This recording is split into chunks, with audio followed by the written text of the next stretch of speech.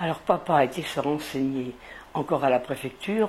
On lui a dit, oh, je crois que la préfecture de la Haute-Marne, on ne va plus bouger, on va rester là, à moins qu'on ait le temps d'aller jusqu'à Albi. Mais vous, avec vos garçons, partez en direction d'Albi. Alors papa nous a quittés avec mes deux frères, Henri et Jacques, est parti à Albi, et moi je suis resté avec maman à Clermont-Ferrand. Et à Clermont-Ferrand, on nous a logés à la cité universitaire. Pour moi, c'était la grande aventure. On était logés à la cité universitaire avec maman. On se baladait dans les rues de Clermont.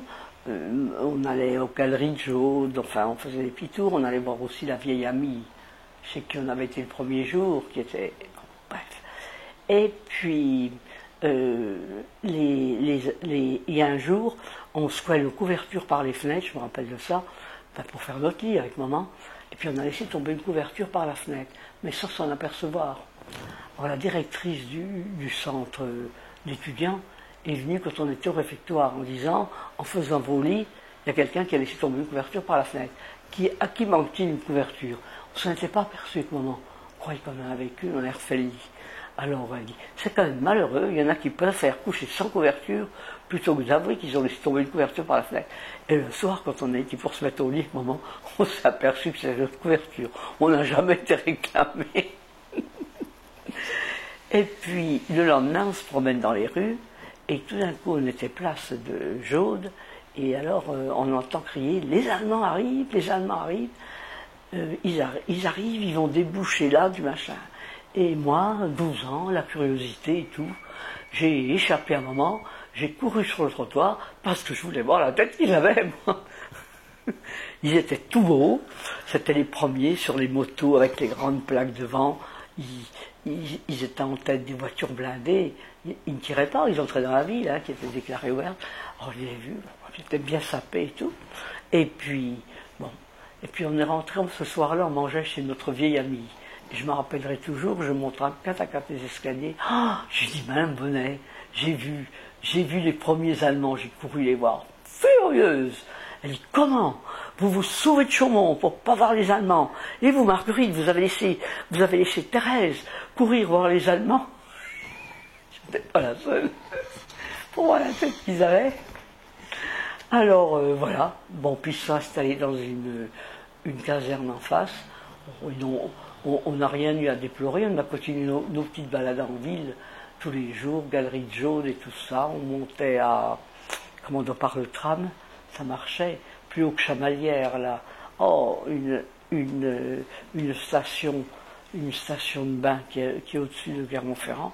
Enfin, moi, ça m'a fait l'effet des grandes vacances. Puis un beau jour, on a dit, au bout d'un mois, on a réintégré. On a dit qu'on pouvait réintégrer Chaumont, tout était occupé de toute façon.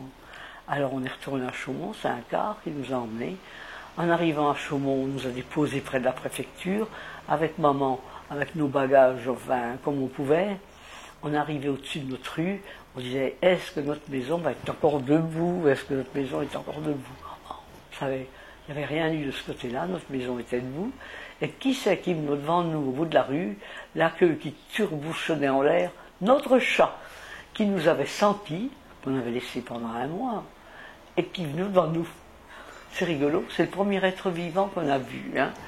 Mais il faut dire qu'il y avait des voisins alsaciens qui étaient restés, ils en avaient marre de fuir depuis l'Alsace, et ils nous avaient dit, on prendra soin de votre chat. Puis les chats, à l'époque, se nourrissaient surtout de souris, de mulots, ils n'avaient pas des croquettes ni rien du tout, ils étaient des brouillards, les chats, ils chassaient. Hein. Alors, personne n'avait de scrupules à lécher son chat. Hein. Et puis, alors ces personnes-là, ils avaient nos clés, et ils nous ont dit, vous savez, quand les Allemands ont voulu enfoncer votre porte, ont vu la maison inoccupée, ben, ils avaient à se loger, on a dit qu'on avait les clés, votre porte n'a pas été enfoncée. Alors, on a pénétré dans la maison, les vélos avaient été volés, on avait des vélos dans chaque côté, il n'y avait plus de vélos. Mais à part ça, alors une chose qui nous a frappé, on était partis sans défaire nos lits, pas eu le temps.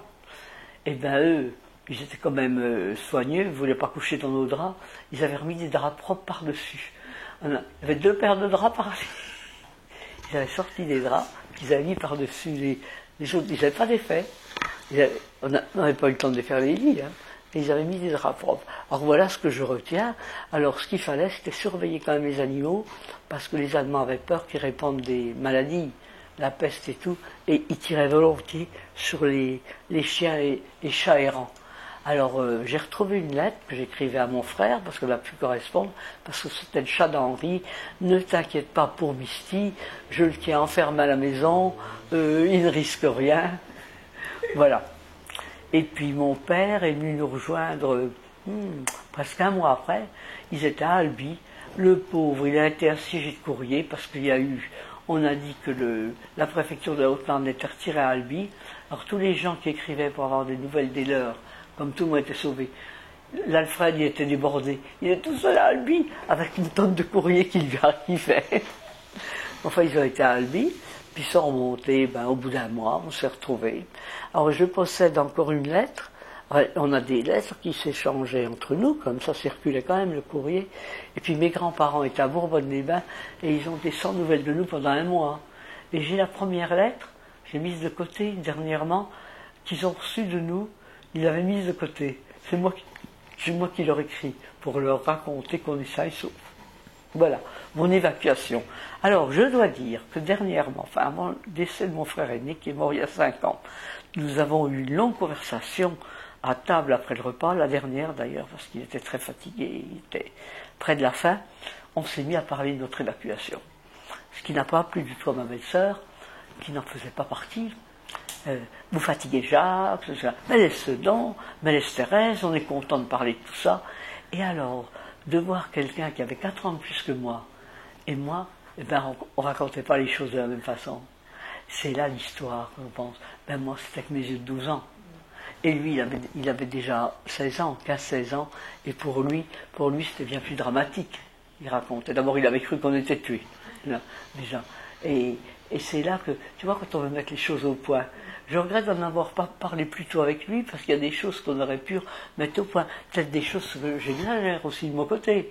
Mais moi, j'avoue, pour moi, ça a été la grande vadrouille.